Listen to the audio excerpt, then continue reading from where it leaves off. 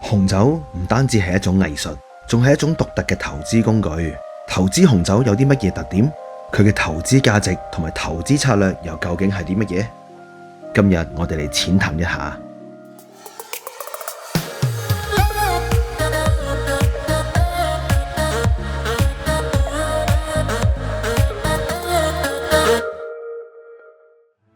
投資紅酒嘅特點：一、長期價值增長。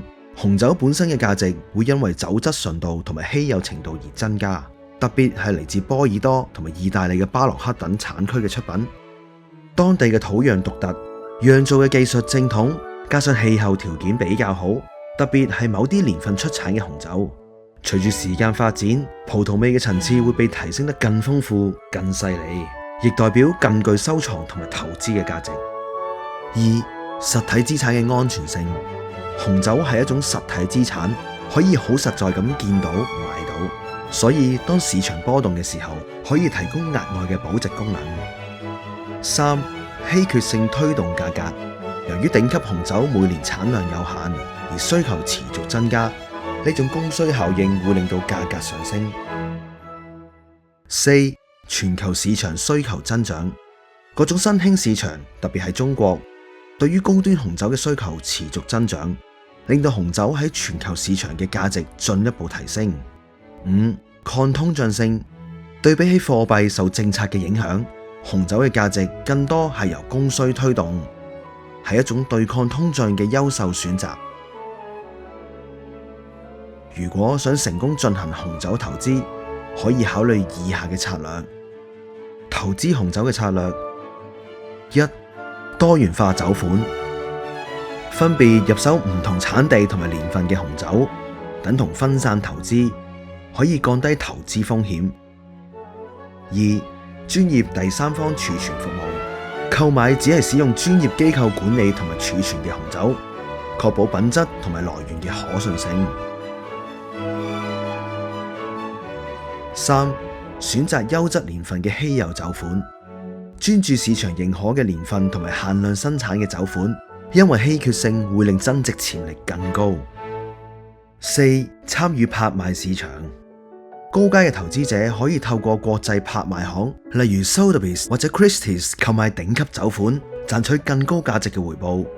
五、長期持有策略。優質紅酒嘅價格通常都會喺5至10年內逐步提升，建議長期持有。投資紅酒嘅優勢：一、價值穩定性高，相對於股票同埋比特幣，紅酒嘅價格波動較低，比較適合穩健型嘅投資者。二、低相關性資產，紅酒同傳統金融市場相關性比較低，而投資紅酒嘅人多數都係收藏家或者投資基金，投機炒作相對較少，市場行為更為理性。三、稅務優勢。關於投資紅酒嘅稅務，每個地方都唔同。如果被歸為消耗資產，投資嘅升值通常都唔會列入年度收入，可以避免高稅率嘅所得稅。四、持續需求。紅酒嘅需求具備高度嘅穩定性同埋文化驅動力，無論喺市場趨勢、文化根基定係消費習慣嚟講，都係中長線投資入邊較具韌性。五、頂級紅酒品牌效應，例如知名嘅紅酒 Latte， 可以話係紅酒投資同埋收藏界嘅王者之一。無論喺歷史地位、市場價值、品牌認同或者係拍賣行情，幾乎係頂流中嘅頂流。所以頂級紅酒有絕對嘅抗風險能力。不過投資紅酒亦有特別需要注意嘅地方。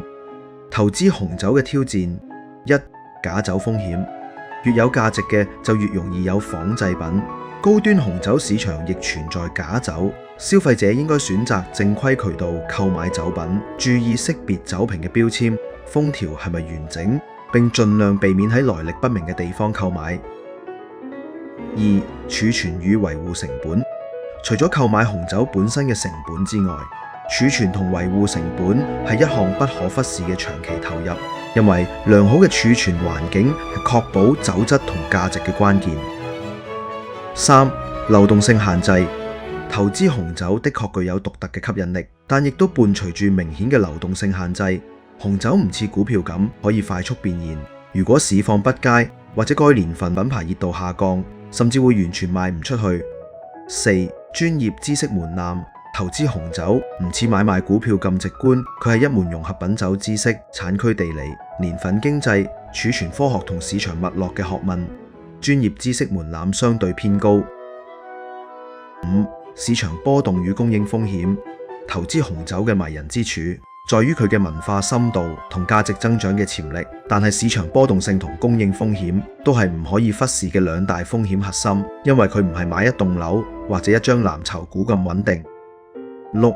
法規與稅務變化，投資紅酒其實係高度法規導向嘅市場，唔同國家嘅法規同稅務制度嘅變化都可能直接影響紅酒嘅持有成本、轉手條件、報酬率，甚至係市場嘅自由度。總括嚟講，紅酒投資唔似比特幣咁可以隔日翻倍，亦唔似黃金可以喺市場恐慌嘅時候即時避險。但喺進行投資之前，最緊要了解多啲市場嘅特點同埋風險。紅酒嘅魅力唔單止喺杯入面，而係喺長期價值嘅沉澱。如果想了解更多關於投資嘅資訊，記得 follow 千居。我哋下次再見。